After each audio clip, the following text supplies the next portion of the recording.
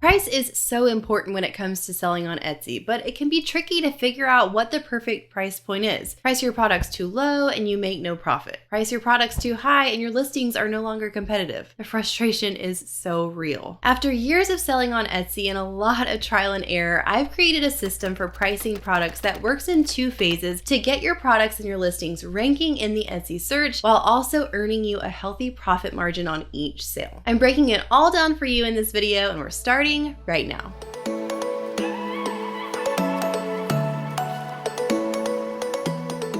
Well, hey there, and welcome back to the channel. If you're new here, I'm Kate. I'm a wife, mama, Etsy seller, and business coach, and I'm here to help you start and scale your online business so that you can make a full-time income doing what you love. If you're excited about today's video, give a little love tap on that thumbs up button and let's dive in. All right, I'm super excited to share with you my two-phase pricing strategy, but first I want to talk about why pricing is even important to think about when you're selling on Etsy. The price of your listings can really make or break them and can make or break the success of your shop truly, because price does a lot of things for the shopper. When a buyer is looking through different listings, deciding what they want to purchase, there's a lot that goes on subconsciously in their mind when they see the price point. Shoppers subconsciously assume quality based on what the price of the listing is. So a lot of times, if a shopper sees an item that is priced way low, like way under the competing listings, they're subconsciously probably wondering, like, why is it priced so cheap? Why is it so low? There must be something wrong with it. The quality must be not good enough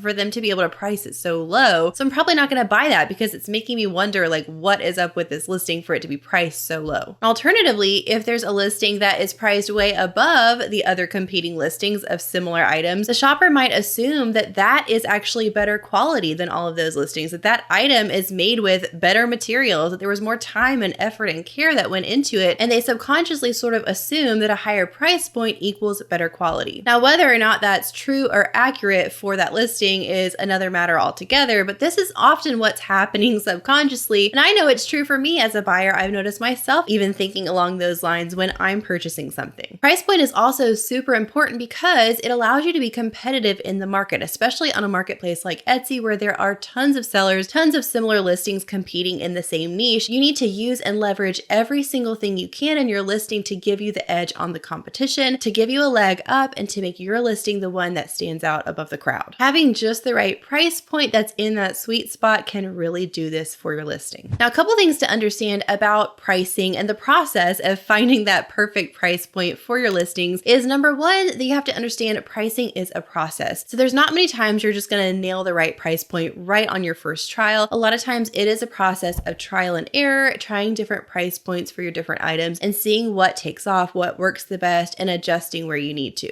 It's definitely more of an art than a science, in my opinion. There are people that will just throw a formula at you and say, hey, follow this formula for every single listing and price according to that no matter what. But to me, there's a lot more that goes into it because there's so many dynamics at play when you think about what type of product you're selling, what category or niche you're selling in, how much your materials are costing, how much of your time and effort is going into the creation process, who your ideal customer is, and their buying habits. There are so many different variables that go into this that will shift your price point and help you to decide what the right price point is. And in my opinion, a formula just doesn't cut it a lot of times. You really have to work with this as a process and perfect it as you go. Now, our goal with pricing our products online is to find that sweet spot price where it's low enough to still be competitive in the market, but it's high enough to be earning you a healthy profit margin. One thing that is really good to consider also is how much traffic you'll need or how much sales volume you will need in your shop to reach your revenue goals. Your profit margin, or the amount of extra money you're making on each sale as pure profit, is going to determine how much traffic and how many sales you'll actually need to reach your goals. There are all different types of sellers on Etsy. So let's say there is a sticker seller, and let's say there is someone who sells those really nice, luxurious, chunky knit blankets, right? So we've got a really easy, inexpensive digital product on this side and a really time-consuming, more high-end physical product on this side. They're both great products and they both can bring in profit, but the sticker seller is probably pricing their seller items at like $1 or $2 each, whereas the chunky knit blanket's probably priced at like $70 or $80. Now, yes, the blanket seller is going to have more material costs since it is a physical item, as well as time costs because it's taking them probably several hours to create this product. But at the end of the day, I'm willing to bet that that physical product seller is making more profit per sale than the sticker seller, which means that the sticker seller is going to have to do a lot more work marketing to drive a ton of traffic to get their sales volume up to the amount that it can build up and reach their revenue goals, whereas the blanket seller might only have to sell a few blankets to reach her goals. There's no right or wrong type of product on Etsy. It's really just what works for you, but it is smart to think about that ahead of time, especially if you haven't decided on what type of product you want to sell yet, and ask yourself if it's the type of product that's going to be less expensive, that's not going to have as high of a profit margin. Do you think you have the capacity to drive those sales and drive that traffic to build up that revenue? Okay, so let's go ahead and talk about phase one of my two-phase adjustable pricing strategy. So phase one is where you're starting in the beginning, and this is where you're pricing to rank. So what I mean by this is your goal in this first phase is not necessarily pricing your products to earn a huge profit margin, but you're working with your price point first to get your listings ranking high in the Etsy search so that they can actually be found and start making consistent sales. All of this is pointless if your listings aren't ranking in the search, right? If they can't be discovered, then it really doesn't matter because no eyeballs are landing on your listing. So we have to really focus in the beginning on doing everything we can to build some of that momentum and get your listings ranking. Now, the way this relates to your price point is that you need to be super ultra competitive in the beginning, which means that you're going to price lower than you will in the second phase just to get your listings to be that much more competitive in the market in the beginning. If you're not familiar with the way the Etsy algorithm works, it's kind of complicated, but I'll break down this simple part of it for you, which is that basically the more sales you have on each listing, the more sales volume and the higher conversion rate you have on your listings, the higher they start to rank in the search. So that means that they're showing up on the first and second pages when someone types in a keyword phrase that's relevant to your listing. Ranking high is how you're going to be found more and more organically and make those sales more consistently. But to get consistent sales, you have to be competitive, right? You have to be really appealing. Your listing has to be attractive to that buyer in every way. You want to give them an offer they can't resist. So in this first phase, we're going to be pricing a little bit lower than we will later on just to be more competitive. And we're sacrificing a little bit of that profit that we could be making and that we will be, which you'll see in just a minute. But in this first phase, we're sacrificing a little bit of that profit for the purpose of making our listing irresistible and getting some sales on it to get some momentum going to get it ranking higher. Now, once you start to see certain listings starting to make those consistent sales, you do start to feel some of that momentum building, then you can move on to phase two, which is where you're going to price to profit. So once you've got some listings ranking, then you move on to this phase two, pricing to profit. And this is where we're going to raise our prices a little bit to increase that profit margin so you're actually pocketing more money per sale and you're profiting more. This is a healthier place for your listings to stay long-term, is at this higher price point. Now, still, we're not going to shoot to be the highest in our niche, but it's a little bit higher than what we did in the beginning so that we can actually be paying ourselves better, pocketing more, and profiting more. Now, I do want to clarify one thing before we move on. Even though you're going to have a lower price point in the beginning during that first phase, you're still paying yourself for your time that you're putting into your products, right? So you're not losing out on paying for your time. You're still going to be building that part into your cost. But when I say you're sacrificing a little bit of your profit, I'm talking about pure profit beyond what you're paying yourself for your time. So either way, whether in phase one or phase two, you can rest assured that you will be paying yourself some for the time that it's taking you. You will be compensating yourself for that. It's just in phase two, you're going to increase your profit even beyond that. All right, so I'm going to hop on the computer now. Enough talk. I want to show you how this works in practicality. I'm going to show you how I work through this and the tool that I use. But first, if you're finding value in this video, would you consider subscribing to the channel? And don't forget to hit that little notification bell as well so you don't miss any of our weekly videos. Okay, so as we work through this on the computer, I want you to keep two terms in mind. Number one is when we're talking about that first phase where we're pricing lower to rank, right? The term we're going to use for our price is starting price. And then when we're talking about moving on to phase two, we're talking about our ideal price. Okay, so this is Sales Samurai. This is the tool that I use for a lot of things with my Etsy shop, including pricing. So when I am coming to Sales Samurai to play around with the pricing, I usually come to the search function first, where I can do a keyword search. And let's just say that I'm offering a personalized tumbler. So I have input that keyword phrase. And if I scroll all the way down to the bottom here, I can see the price spread for that keyword phrase for listings on Etsy using that phrase personalized tumbler. So it'll show me there's some all the way down here at $3 all the way up to the most expensive at $55. And then there's a bunch in here in the middle. If I look at the right, I can see the minimum price here, the maximum price there, and the average price point here for listings on Etsy using that keyword phrase. So I can use this as a starting point to figure out what my price point should be for my Tumblr. So what I would say is to think about this again in our two phases. So for our first phase where we're pricing lower, we have our starting price. We're going to be looking at this average and kind of looking here in the middle range. We want to be somewhere below the average. So you never want to be the lowest or the highest. You want to be somewhere right here around the average. But for our starting price point in that phase one, I would say look a little bit lower than the average. So we know that average price is $20.99. How low could we get it to be really competitive while still making sure that it's covering our material costs, our labor costs, shipping fees, all of that, because you don't want to lose out, but you want to get it as low as possible and still be competitive compared to this average. Now you can also think about your second phase where once you're starting to make more sales consistently, you've seen more momentum, you're going to raise your prices gradually up a little bit to make a healthier profit margin. So you're still going to consider this average price point, but in that second phase, it's okay to go above the average so that you are making a healthy profit as long as you're not the highest one. I would never recommend pricing yourself way higher than all of the competition, but feel free to take it up and gradually increase that price point a little bit. Another thing I like to do here on this page is to come up here where it's showing me the top listings that are selling on Etsy using that keyword phrase and to compare the price points for the ones that seem most similar to what I'm thinking of offering, because those are going to be my closest competitors, right? So I want to make sure that my price point is competitive with those similar listings, which you can see here. It's showing me the top 5, but I can change this and see up to 100 listings that are selling on Etsy and the information for each of those listings. Now next I come down here to calculators, and this is going to allow me to input some different price points, some different costs, and play around with this to see what my estimated margin would be. So over here we have how much the customer pays. We've got their price that they're going to be paying, any shipping price that you might be charging them, and then you have a section to put in a coupon or a discount. And then down here you've got your cost. So you're going to input your labor cost. This would be the amount that you want to pay yourself per hour. So let's say that you want to pay yourself $20 an hour, and this takes you about 1 hour to make. You can input whatever you want here for your labor cost, or if you're paying someone else to help you produce your items, that could be their labor cost as well. Then you're going to input your material cost here, the total that you're spending on raw materials, your shipping cost, so what you're actually going to have to pay to ship this to them, anything that you're spending in Etsy ads and renewal fees. And then over here on the side where it says fees and taxes, it has a built-in amount for offsite ads. So if you want to calculate, with an offsite ads fee taken out, whether your shop gets 12% or 15% taken out, that depends on your threshold in your shop, which you can research that, what your shop is. But if you were to get a sale from an offsite ad, that fee would be taken out as well. Or you can just leave it at 0 if you want to see what it would be, just an organic sale coming in that's not from an offsite ad. It automatically builds in the 20 cents listing fee, the 6.5% transaction fee, and your payment processing fee. So when you put all these amounts in, it'll automatically calculate all of those Etsy fees and it'll give you your estimated profit. So I like to come in here and use this just to play around with this, and it's just an awesome tool to be able to see at different price points what amount of profit I would be making. So let's go back to our Tumblr example and just play around with this a little bit. Let's say we want to charge a starting price of $20 for our Tumblr. So that's the amount the customer is going to pay is $20. And let's say we charge them $8 in shipping, no coupon or discount. Now we want to pay ourselves, let's say $10 an hour. So I work 1 hour on this, which means my labor cost is $10. Let's say my material cost is at about $5. Shipping is going to be a few dollars, let's say $4 for that. And then I'm going to leave it at 0 for ads and renewing. I'm going to leave it at 0 for offsite ads and just see what this would bring me. So let's click calculate. So with all of these fees taken out at that price point, I would be making an estimated margin of 21%. So that gives me $5.89 of profit. Now remember, we already built in our labor cost. We paid ourselves for our time that we spent. We covered our materials. So this $5.89 is pure profit. Now let's say that we wanted to, in that second phase, pay ourselves more and try to earn a little bit more profit beyond what we're just paying ourselves to. So let's change our labor cost to maybe $20 an hour